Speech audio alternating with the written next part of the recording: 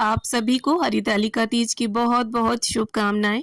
माता गौरा की कृपा हम सभी पर सदैव बनी रहे, इसी मंगल कामना के साथ आज के इस वीडियो में मैं आप सभी को हरितालिका तीज व्रत की बहुत ही सरल पूजा विधि दिखाने वाली हूँ। भाद्रपद मास यानी भादों के महीने के शुक्ल पक्ष की तृतीय तिथि को हरितालिका तीज का त्योहार मनाया जाता है। इस दिन सुहागिन महिलाएं अपने सौभाग्य को अखंड रखने के लिए और कुंवारी कन्याएं अच्छे घर वर को पाने के लिए व्रत रखती हैं। इस दिन माता पार्वती के साथ साथ शिव जी और गणेश जी अर्थात पूरे शिव परिवार का पूजन किया जाता है। तो देखिए, वैसे तो हरितालिका तीज व्रत पूजन में काली मिट्टी और रेत से शिव परिवार को बनाकर उसका पूजन मुख्य रूप से किया जाता है। लेकिन अगर आपके पास किसी भी कारण से समय की कमी है, समय का अभाव है, तो आप देखिए फोटो में भी इसका पूजन कर सकते हैं। तो यहाँ पर देखिए, पूजा के लिए हमने चौकी लगा ली है। चौकी के ऊपर लाल और पीले रंग का वस्त्र बिछा लिया है और अच्छे प्रकार से आप 16 श्रृंगार कर लें, क्योंकि मेनली ये पूजन सुहाग के लिए किया जाता है। तो अच्छे प्रकार से सज सवर के आप इस पूजन को करें। और देखिए, इस पूजन को प्रदोष काल में किया जाता है। तो शाम के समय हम इस तरह से चौकी लगा लेंगे और चौकी पर देखिए गंगा जल का छींटा हम दे देंगे। अब इसके बाद आपको देखिए अक्षतों का आसन देना है। आप फूलों का भी दे सकते हैं। और इसके बाद हमें शिव जी का एक ऐसा फोटो लेना है जिसमें उनका पूरा परिवार हो। तो यहाँ पर हम इस प्रकार से शिव परिवार को विराजमान कर लेंगे। अब इसके बाद हमने यहाँ पर 2 केले के पत्ते लिए हैं और इन्हें इस तरह से हम देखिए चौकी पर लगा लेंगे। तो या तो आप 5 फूलों की लड़ियों से फुलेरा बना लें या केले के पत्ते भी लगा सकते हैं। तो फुलेरा बनाकर और पार्थिव शिव परिवार का पूजन किस तरह से किया जाता है उसकी वीडियो भी मेरे चैनल पर है, लिंक मैं आप सबको डिस्क्रिप्शन में दे दूंगी। इसके बाद देखिए, चौकी पर हमें थोड़े से अक्षत डालने हैं और यहाँ पर अष्टदल कमल की आकृति बना लेंगे हम और कलश स्थापना करेंगे। देखिए, हरितालिका तीज के व्रत में कलश स्थापना अनिवार्य होती है, तो कलश स्थापना आप जरूर से करें। तो इस तरह से देखिए अष्टदल कमल की आकृति बनाकर अब हमें एक, या तो आप पीतल का लोटा ले लें या आप तांबे का भी लोटा ले सकते हैं। तो यहाँ पर मैंने पीतल का एक लोटा लिया है, उसके कंठ पर मोली बांध ली है और गंगा जल, सिक्का, सुपारी, हल्दी की गांठ, अक्षत, ये सभी चीजें नॉर्मली जो कलश स्थापना में डलती हैं वो सारी सामग्री हम कलश के अंदर डाल लेंगे। और साथ में आप कलश के अंदर चंदन और रोली भी डाल लें। अब देखिए, इसके बाद हमें लेने हैं 5 आम के पत्ते। तो अगर आपको आम के पत्ते ना मिले तो आप अशोका के पत्ते भी प्रयोग कर सकते हैं। अब इस प्रकार से देखिए चंदन और रोली से हम सभी पत्तों को टीक लेंगे और इस तरह से कलश के अंदर हम इन्हें लगा लेंगे। अब हमें एक चावलों से भरा पूर्ण पात्र लेना है और उसे इस तरह से देखिए कलश के ऊपर हम रख देंगे। अब हमें रोली या कुमकुम से कलश के ऊपर स्वास्तिक का निशान बनाना है। स्वास्तिक का जो निशान है वो बहुत ही शुभ माना जाता है, तो इसे इस प्रकार से हम बना लेंगे।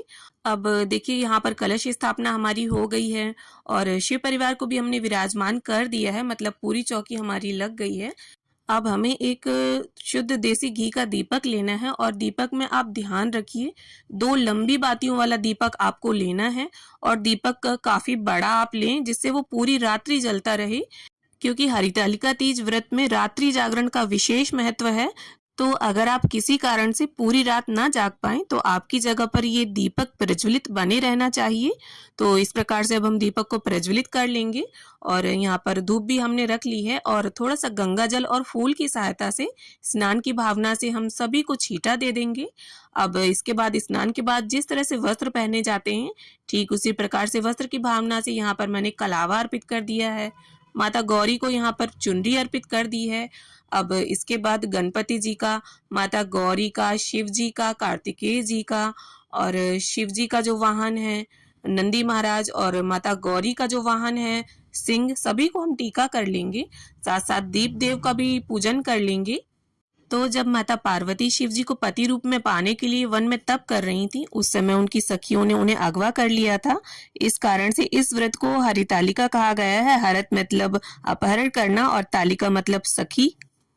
तो यहाँ पर अब देखिए, थोड़े से हल्दी पाउडर में गंगा जल डालकर हम यहाँ इसको पेस्ट जैसा बना लेंगे और इसे माता पार्वती के हाथों में लगा देंगे। अब इसके बाद हम कुछ बेलपत्र ले लेंगे और बेलपत्र पर आप चंदन से ऐसे ही टीक लें या इसके ऊपर आप अपनी मनोकामना भी लिखकर शिव जी को अर्पित कर सकते हैं। अब इसके साथ ही देखिए शिव जी की जो भी प्रिय वस्तुएं आपको मिल जाती हैं उन्हें आप ले लें। तो यहाँ पर मैंने धतूरा ले लिया है और वो अर्पित कर दूंगी मैं। साथ ही धतूरे के फूल हैं मेरे पास, लाल फूल हैं, गुलाब के, गेंदे के फूल हैं, शमी पत्र हैं। तो ये सभी चीज़ें हम इस प्रकार से माता गौरी को, गणपति जी को, शिव जी को, कार्तिकेय जी को, सभी को अर्पित कर देंगे। भगवान शिव शंकर को वन में मिलने वाले फल, फूल, पत्ते बहुत अधिक प्रिय हैं, क्योंकि माता पार्वती ने वन में जब तप किया था तब इन्हीं चीजों को अर्पित करके भगवान शिव शंकर को प्रसन्न किया था। तो हरितालिका तीज व्रत में 3 की संख्या का बहुत अधिक महत्व है। तो किसी भी तरह के 3 प्रकार के फल आप अर्पित कर सकते हैं, या कोई भी एक फल 3 की संख्या में भी आप अर्पित कर सकते हैं। तो यहाँ पर मैंने खीरा, नाशपाती और नारियल का फल अर्पित किया है। साथ ही मैं यहाँ पर 3 तरह की मिठाई अर्पित कर दूंगी। इसके साथ ही जो भी आपने घर में पकवान बनाए हों वो भी अर्पित करें। अब इसके साथ ही माता पार्वती को यहाँ पर हम 16 श्रृंगार समर्पित कर देंगे।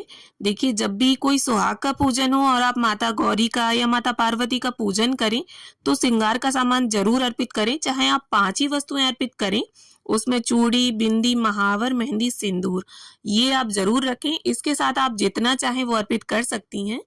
और जो हमने श्रृंगार का सामान अर्पित किया है उसमें से बिंदी एक निकालकर हम यहाँ पर माता पार्वती को लगा देंगे। देखिए, माता पार्वती, माता गौरा एक ही हैं। अब इसके साथ ही सीधे हाथ में पुष्प या अक्षत लेकर हम हरितालिका तीज व्रत की कथा पढ़ लेंगे। तो देखिए, हरितालिका तीज व्रत, जिसे गौरी तृतीया व्रत भी कहते हैं, ये एक ऐसा व्रत है जो आजीवन रखा जाता है, कभी भी छोड़ा नहीं जा सकता और पूरे दिन निर्जल निराहार रहकर इस व्रत को किया जाता है। तो यहाँ पर मैं कपूर आरती कर रही हूँ, आप चाहें तो घी का दीपक लगाकर भी आरती कर सकते हैं। तो इस प्रकार से अब हम सभी की प्रेम पूर्वक आरती उतार लेंगे। तो देखिए, कलश के ऊपर का दीपक अगर पूरी रात्रि अखंड जलता रहता है तो इससे जो हमें रात्रि जागरण का फल है वो पूरा पूरा प्राप्त होता है। अब आरती संपन्न करने के बाद सीधे हाथ में थोड़ा सा जल लेकर आप इस तरह से 3 बार फिरा दें पूरी चौकी के आसपास और हाथ जोड़कर भगवान शिव शंकर से और माता पार्वती से पूजा में रही कमियों के लिए क्षमा याचना कर लेंगे और ऐसी प्रार्थना कर लेंगे कि माता गौरा हमारे सुहाग को अखंड रखें और अपना आशीष, अपनी कृपा हम पर और हमारे परिवार पर सदैव बनाए रखें। अब देखिए, आपकी शादी का जो भी सिंदूरा हो, मतलब जो भी सिंदूर दानी हो जो आपके चढ़ाई में चढ़ी हो, उसमें आपको नया सिंदूर भरना है, जूठा सिंदूर नहीं होना चाहिए। और इस तरह से 5 बार माता गौरी को हम इसे अर्पित कर देंगे और 5 बार मतलब जितनी बार आप अर्पित करें उतनी ही बार हमें इसे अपनी मांग में सजाना होता है। जैसे इस प्रकार से हमने 5 बार अर्पित कर दिया, अब 5 बारी माता गौरा से हम इसे लेकर अपनी मांग में सजा लेंगे। इसे सुहाग लेने की विधि बोलते हैं। तो इस तरह से पूजा के बाद आपको माता गौरा से सुहाग जरूर लेना है। तो इस तरह से हरितालिका तीज व्रत में प्रदोष काल का जो मुख्य पूजन है वो हमारा संपन्न होता है। तो हरितालिका तीज व्रत पूजा की ये सरल सी विधि आप सभी को कैसी लगी कमेंट करके जरूर बताइएगा। और अगर वीडियो अच्छी लगी हो तो इसे लाइक करिएगा, शेयर करिएगा और मेरे साथ जुड़े रहने के लिए मेरे चैनल ज्ञान अनुसार को सब्सक्राइब जरूर कर लीजिए। तो मिलती हूँ आप सभी से एक नए वीडियो के साथ। तब तक के लिए ओम नमः शिवाय। जय हो माता पार्वती की।